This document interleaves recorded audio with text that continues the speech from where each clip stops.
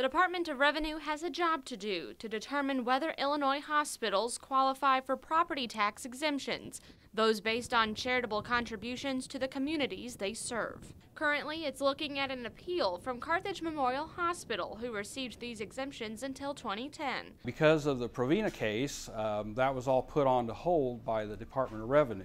In 2010, the Illinois Supreme Court decision narrowly defined what constitutes a charitable contribution, placing some hospitals like Carthage in a position where it would now have to pay property taxes.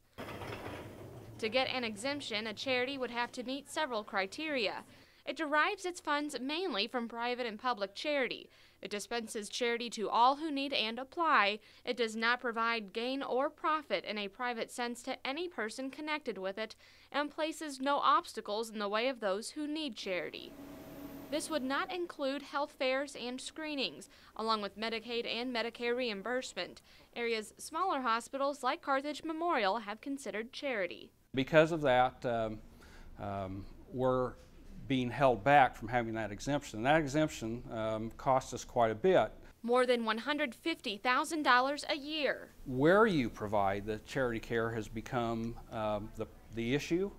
And so the Department of Revenue has said it needs to be in the hospital, and we're saying if we do it within the county, if we do it in conjunction with our health department, if we do it in conjunction with others, that should count, because we are actually providing care at a cost, but not a cost to the public. The hospital appealed to the governor's office to delay a Department of Revenue decision. Pope believes there can be a legislative fix to this problem. That is money that could be used for staff or services that we don't have available that we would have had we had the exemption. While the hospital waits its fate, it's currently put a freeze on salaries and hiring.